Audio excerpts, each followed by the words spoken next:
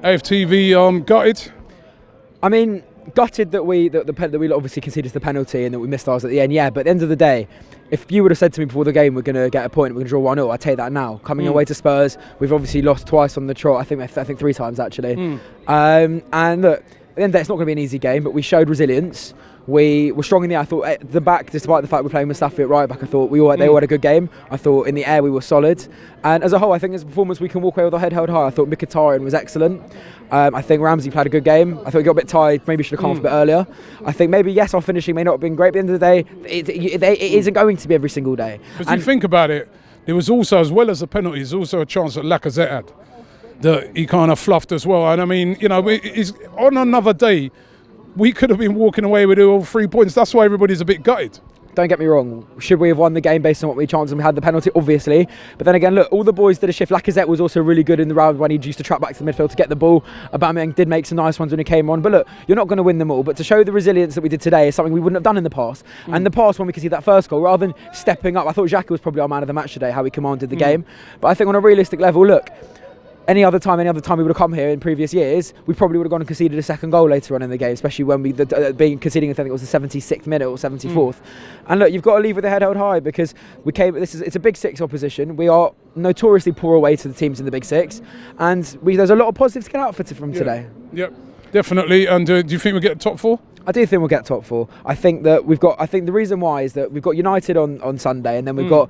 I'm not going to say it's an easy run-in because yes, we've got a couple of challenging games. It's easier run-in, definitely, than the others. The rest of the Big Six play. I think there's at least each other, at least one or two of them. I think they play 2 of them in the run-in, and that's where I do think we've got an advantage. And also, just before to finish up, I'd like to say 2 things. Yeah. The first thing is obviously people are still going to bring up the whole Allegri thing in the summer, and I do want to make a point of saying this, that deals are volatile and they can fall through at any point, and that it's a stage where you've just got to get on with it. We've got Unai Emery.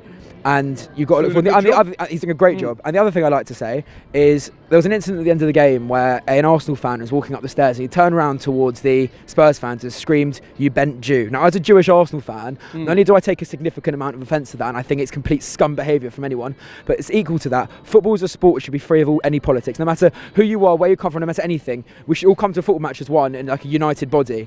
And it shouldn't be seen as sport, and I think it's absolute disgrace that somebody would use that language. I always get, with Arsenal fans, I always can't work it out. Half of our owner is a Jewish guy. He's not. Right? Or is he? Oh, sorry. Yeah, I heard he was. That's propaganda against Jews. But all right. But there's a lot of our board Jewish, right? So Fizman, David it's something. It's some of this stuff that comes out really is. It's ridiculous. It's ridiculous. It's pathetic to see, and it's just a disgrace because it's not as bad.